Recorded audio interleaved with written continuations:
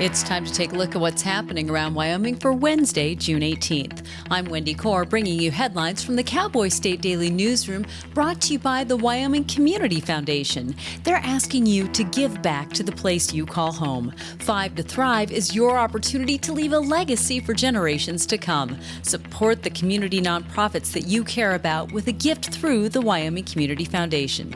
Visit wycf.org to learn more. Carbon County Sheriff Alex Bakken had just finished a meeting Monday night with emergency dispatchers in Saratoga when he jumped in his car and saw an alert for 3 17-year-old hikers lost on Medicine Bow Peak. The mountain, the highest in the Snowy Range, lies about 35 miles west of Laramie. It also was 35 miles southeast of where Bakken was. Knowing his deputies were busy, the sheriff told Cowboy State Daily's Justin George that he decided to drive out to the mountain, set up a command post, and wait for search and rescue members to show up. Carbon County Sheriff at the time, Alex Bakken, was at a emergency dispatch meeting in Saratoga. He saw the call and he decided to respond to it. And it was just him and another person, and they decided to hike up themselves at 8:30. So in full uniform, he went up with the flashlights, pretty steep trail, lots of snow. It took them well over an hour, but they found them and they reached them. The stranded teens were apparently using their cell phone in order to create a signal that they were able to see. And so the sheriff and this other volunteer then hiked down the mountain with them and were able to sort of get them into search and rescue vehicles to get them back safely. The teens had started their hike at about noon, but had drifted far off the trail trying to detour around deep snow. Bakken said they had been smart enough to not hike alone, but they hadn't planned to be out on the mountain at night. All 3 were wearing shorts, and the temperature was dropping into the 40s. When pro-wolf activists on the 2nd annual Hogs for Hope ride arrived in Daniel, Wyoming on Saturday morning, they were greeted by a large banner across the front of the Green River Bar declaring Cody Roberts Days. Daniel area resident Roberts has been at the center of a worldwide controversy that exploded over reports that he ran over a wolf with a snowmobile and then captured the animal in February of 2024. So the banner was an in-your-face moment for this small town to those protesting Wyoming's wolf management policies. That's according to Cowboy State Daily's Mark Hines. Hogs for Hope, that's that motorcycle rally that the gentleman from Texas, he organized one last year, and they ride their motorcycles up and then go through Daniel, kind of in protest to what happened with the wolf there, as well as trying to push for reforms in Wyoming's wolf policy. Last year we were there. It got kind of raucous. This year it was a lot quieter. They kind of buzzed through town, and it sounded as if there were only 15 or so people gathered at the Green River Bar there. The caravan didn't stop. Somebody did put a banner across the top of the Green River Bar saying Cody Roberts Days. It's kind of a snub or a burn or a pushback against what the people in the caravan were trying to promote. Jonas Black, the organizer of the rally, did say he wore a bulletproof vest while riding his motorcycle through Daniel because of numerous death threats that he'd gotten leading up to this year's Hogs for Hope event. When Wyoming lawmakers met Tuesday in Casper for the first of 4 meetings to recalibrate the way the state funds public education in light of inflation and school districts' needs, some of the most vocal attendees urged Wyoming to train up plumbers, welders, and tourism industry workers. Cowboy State Daily's Claire McFarland reports that some speaking for Wyoming's blue-collar sectors said schools aren't filling employers' massive needs for workers. Some people involved with career and technical education testified to the Legislative Select Committee on Recalibration Tuesday, like, hey, you guys need to work on building accommodations and funding for welding education or electrician or things like that, because the blue collar sector of this state is hungry. And one of the people speaking to this end just rattled off like hundreds, in some cases, thousands of jobs needed in construction and welding and all of these areas. We're under this constitutional mandate in Wyoming to have basically an unparalleled education system, and yet we cannot connect the people with the jobs because we need hundreds of welders and we don't see those. The educators who attended those panels also spoke of inadequate funding and the need for career and technical education, or CTE, resources at the middle school level, as much of that kind of learning starts at that age. The Jacksontown Council on Monday approved the town's largest ever hotel and condo complex, a massive 244,000 square foot development by Mogul Capital. Even slashing its initial plans by about a third, the new mixed-use hotel and condo project will be the largest development in Jacksontown history.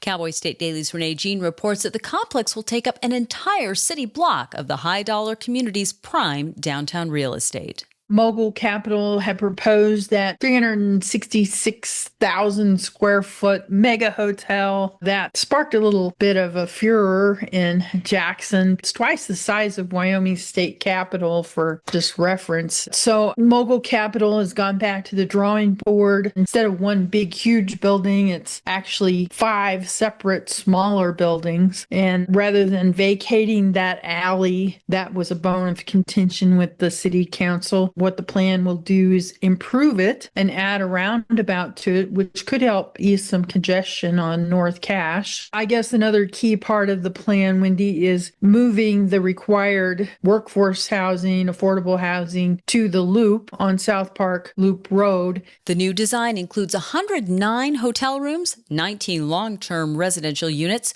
22 workforce units, 155 parking spaces, as well as a spa, fitness center, restaurant, and 2 rooftop decks. I'll be back in just 15 seconds with more news. They want to know if we received a relay call before.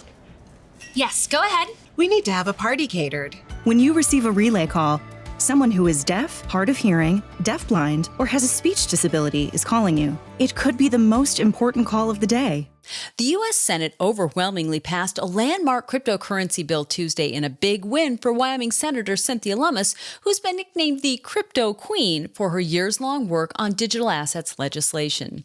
Cowboy State Daily Sean Berry reports that the bill would regulate a category of cryptocurrency called stablecoins, which are fixed to government currencies like the U.S. dollar. The U.S. Senate, for the first time ever, has passed cryptocurrency legislation, and she's a big reason why. This is huge. It is literally a new system of payment. If this stuff goes through, you might be buying everything that you buy now with money with stablecoins. It is a parallel economy, a parallel financial system. Walmart, Amazon, they are looking to get involved in stablecoins. All the banks, they're looking to get involved in stablecoins. U.S. currency would still exist. It would be just fine, but stablecoins would be an alternative payment.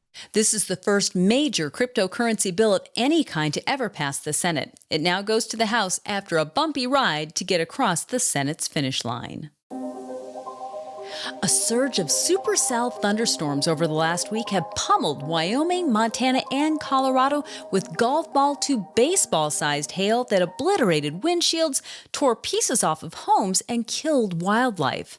Cowboy State Daily's Andrew Rossi reports that a thunderstorm in southeast Montana caused widespread destruction Monday, but that was after a major hailstorm Saturday put even wildlife in harm's way. The photo that we use in the story, which is that poor hawk that was grounded with broken feathers after a hailstorm, that was in central Montana on Saturday. And then on Monday, southeastern Montana got up to 8 inches of hail. So we're talking like a heavy snowfall that covered their streets. And then in Colorado, there are reports of baseball-sized hail that destroyed windshields and windows in cars. But this is hail season. June, July, and August are the months where the frequency of hail increases. And as Cowboy State Daily meteorologist Don Day put it, hail's like wind. We're just in an area that's geographically and climatically inclined to have a higher frequency of these things in high amounts. Day said there was a significant amount of 1 to 2 inch hail reported in Douglas and Converse counties northeast of Cheyenne this weekend, as well as in parts of Goshen County near Torrington. An angler shot and killed a cow moose that he claimed charged him on the North Tongue River near Bear Lodge Resort this weekend. The fisherman said he had encountered the moose at close range in thick willows.